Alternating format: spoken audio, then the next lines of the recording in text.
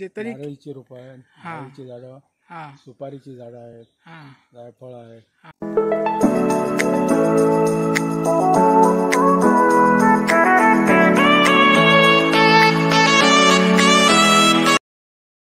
नमस्कार मित्रांनो, welcome to Sawant blog 1394. तर आज मी आहे फकीरपट्टा येथे माझ्या मामाच्या गावी. तर हे आहेत माझे आजोबा, मी त्यांना बाबा म्हणून बोलतो. तर इथे येण्याचं कारण म्हणजे तुम्हाला माहीतच आहे की गोवा म्हटलं की गोव्यात फेमस आहे तो फिश करी आणि दुसरं म्हणजे हुडाक. तर आज इथे मी आल्याचं कारण की म्हणजे इथे माझे बाबा आहेत ना, ते पूर्वीपासून ते हुडाक असतात ते कसं बनवतात ते तुम्हाला आज मी दाखवणार आहे. त्यांचा पारंपरिक असा व्यवसाय आहे. तर चला या तुम्हाला मी दाखवतो, सुरुवातीपासून सगळं काय ते दाखवतो. बोंडू असतात ते मशीनमध्ये कसे लावतात आणि सगळं ते हुडाकचं प्रोसेस तुम्हाला दाखवतो. आणि त्याचप्रमाणे माझ्या आजोबांशी त्यांचे काही जुन्या आठवणी पण आणि बऱ्याचशा गप्पा पण त्यांच्यासोबत मारूया आपण. या हे बघा,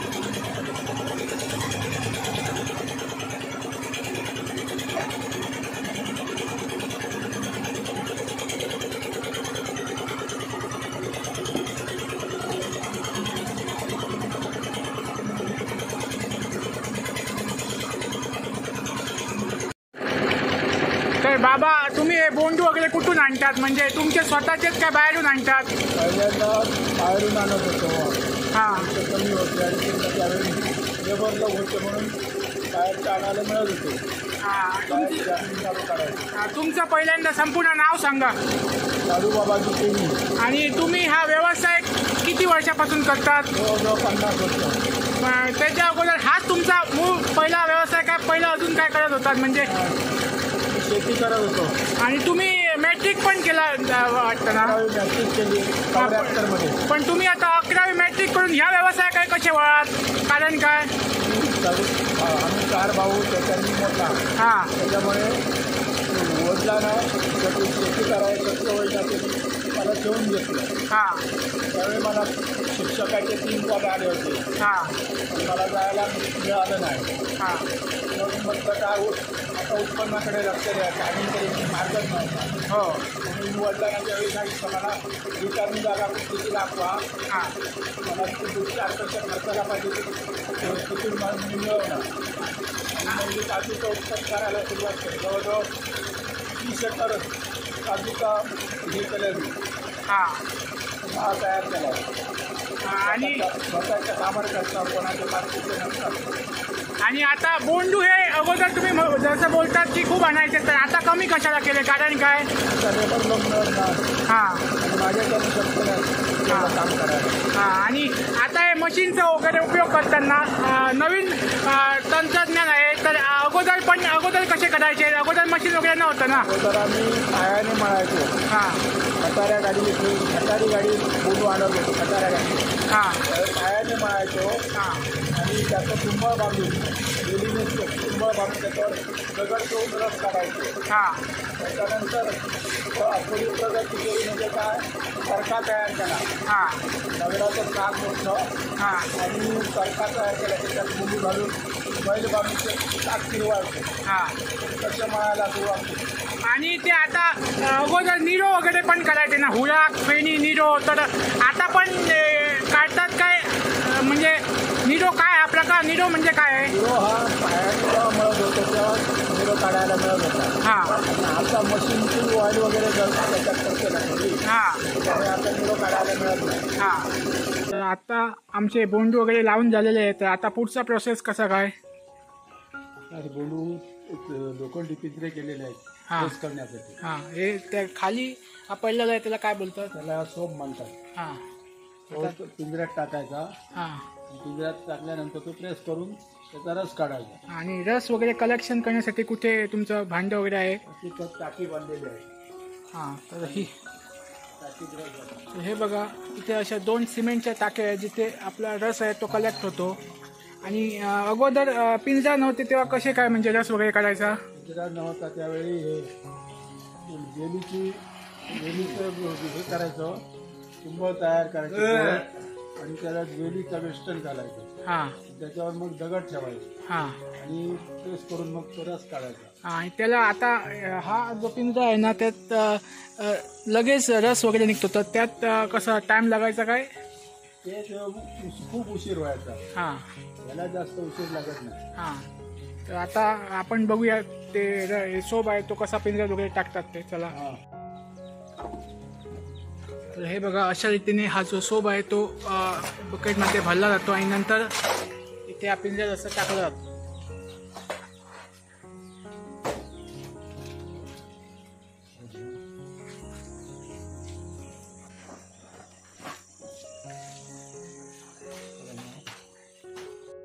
तर आता बाबा, हा जो रस आहे ना तर तुम्ही आता कुठे नेतात? म्हणजे तुमची भट्टी कुठे आहे? आमच्या तिकडे घराच्या पाठीमागे भट्टी आहे. हा, तर हा रस आहे तो कसा नेतात? कसा? तो रस नेण्यासाठी आम्ही पाईप घातलेले आहे. हा, पाईपद्वारे आम्ही रस घेऊन जात होतो. हा, म्हणजे आता पाईप आहे, पूर्वी हाताने वगैरे भरून न्यायचे. पूर्वी भट्टी दुसरीकडे होती, ती जवळ टाक्या वगैरे हा, होत्या. हा, आता ही म्हणजे आमच्या पाठीमागे लावली आम्ही, हा, सिंगलच भट्टी म्हणून. हा. त्याच्यामुळे रस आम्ही पाईपलाईन घालून घेऊन गेलो. तर चला, आता मला ते भट्टी पण कुठे आहे ती दाखवायचं. चला. हे बघा मित्रांनो, हे अशा सगळ्या खोप्या वगैरे माड आहेत, आपले बनानाची आहेत झाडं, मँगोज आहेत. तर त्यांना आपण विचारूया बाबांना की हे त्यांच्यानी केव्हा केलेलं उत्पन्न वगैरे ते.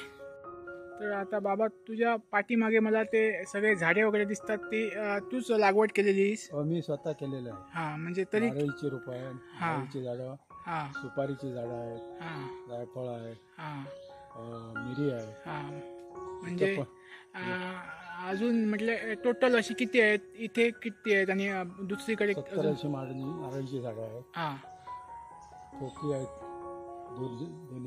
200 साधारण. हा, आणि सागवान थोडं आहे. हा, म्हणजे तू सगळे असे झाडं लावलेली आहेत, म्हणजे टोटल मसाल्यापासून ते सगळी फळ झाडे, आंब्याची वगैरे. हा. तर आता आपण परत त्या आपलं जो रस आहे त्याच्याकडे वळूया. तर हे काय आहे याच्यामध्ये? ते खाण आहे. हा, दारू काढायचे हंगा.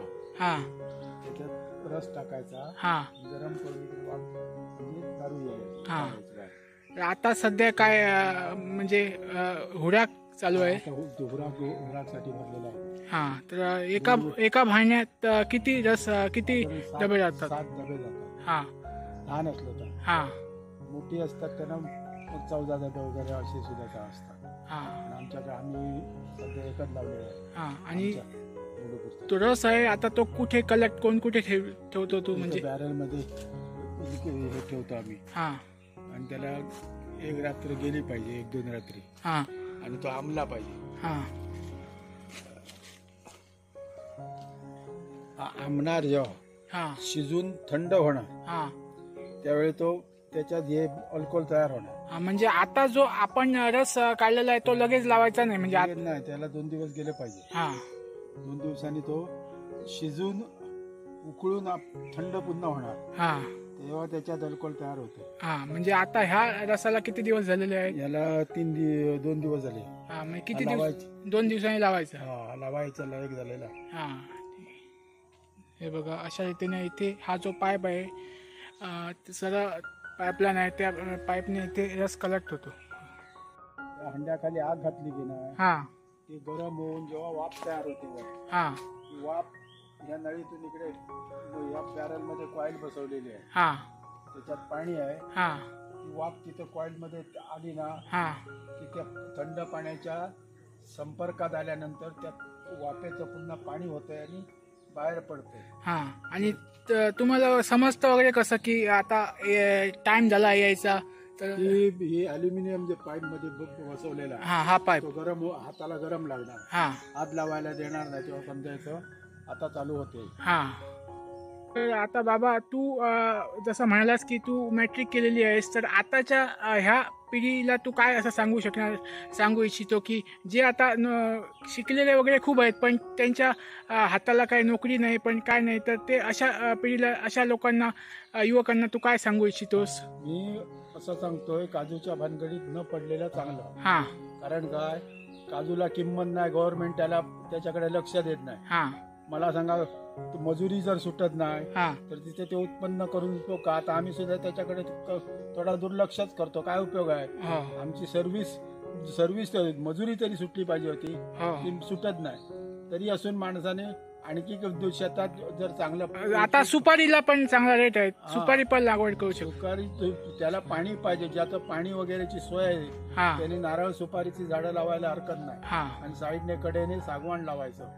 काय उद्या सकाळी तो म्हातारा झाल्यानंतर सर्व्हिस मिळू शकते सागवानची झाडं विकल्यावर. आणि आता गोव्यात आमच्या असं आहे तर अजून भाटकार आणि कुळ ही प्रथा अजून गव्हर्नमेंटने ठेवलेली आहे. ती जे कसतात त्यांना ती जमीन गव्हर्नमेंटने द्यायची, तरच त्याच्यात माणूस मन लावून हे करणार, काम करणार. नाहीतर गॅरंटी का उत्पन्न करा, मग भाटकार येऊन ते तुम्ही हे करून घेऊन जाणार. मग त्याच्यात उपयोग काय? कसं आहे, आता गव्हर्नमेंट याच्याकडे शेतकऱ्याकडे तसं लक्ष देत नाही. पण तरी असून ज्याच्यापासून 4 पैसे मिळण्यासारखे आहेत त्या पिकाकडे माणूस, सुशिक्षित बेकारांनी आपली जमीन जर असेल तर ती खाली ठेवण्यापेक्षा तिथं राबून रुपयाने तर 8 आणे तरी मिळू शकतात. म्हणजे तू असं सांगू इच्छितोस की घरी बसता न बसता काहीतरी आपली वाडवडिलांची जमीन आहे तर त्यात कसायला पाहिजे. कसलं तर तू उपाशी राहू शकत नाही. तर मला सांगा, दुनियाभर फिरून नोकरी काय मिळणार नाही. आणि माणूस वैतागून आपल्या जीवाचा सत्यानाश करून घेतो. त्याच्यापेक्षा त्याच्याकडे मन लावायचं, उत्पन्नाकडे. मग माणसाचं मन पण रमतंय आणि आपल्या हाताने जे तयार केलंय त्याचं फळ हातात किंवा खाताना जे समाधान आहे ते बाजारातल्या फळाला आणून समाधान होत नाही.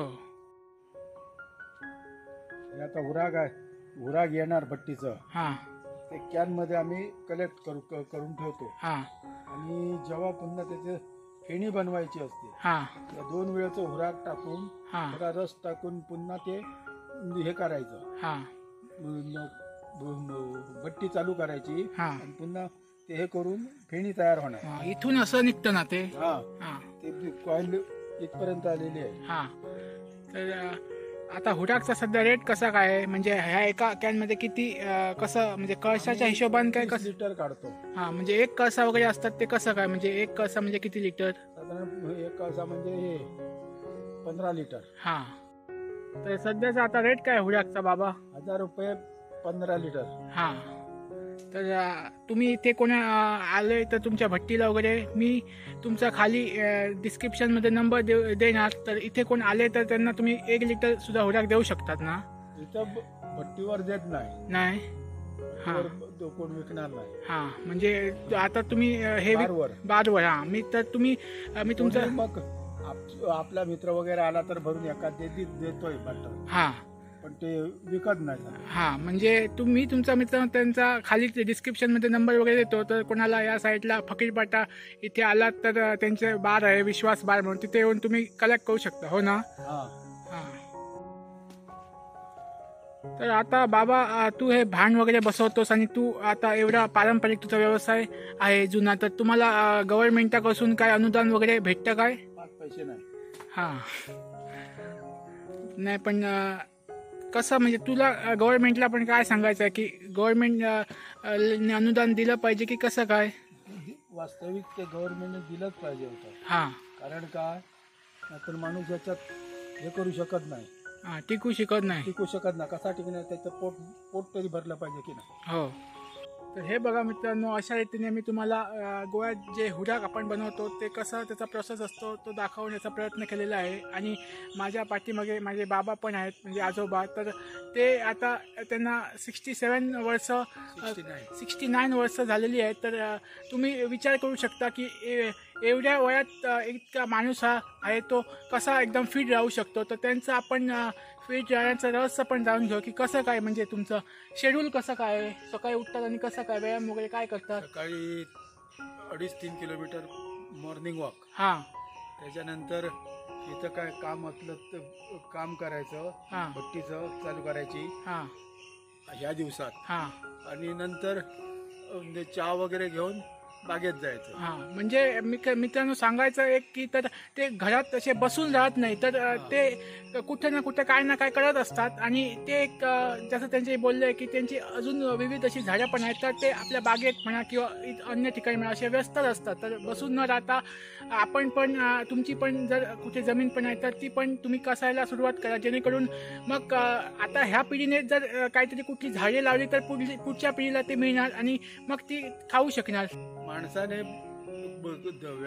व्यायामाबरोबर कामधंदा वगैरे केला तर तो सुद्धा व्यायामच आहे. हो, शरीराला योग्य आहे ते, आणि ते केलंच पाहिजे. बसून पोट फुगून बसण्यापेक्षा काम करायचं. आणि एक की आता जे नवीन पिढी आहे ती जिमकडे आकर्षित होत चाललेली आहे. तर मी तुम्हाला आपल्या नवीन मित्रांना आणि सगळ्यांना सांगू इच्छितो की जिमकडे न वळता आपण असे काहीतरी आपले बागेतले म्हणा किंवा इतर असे काय काम धंदे वगैरे करून पण आपण फिट राहू शकतो. हो ना?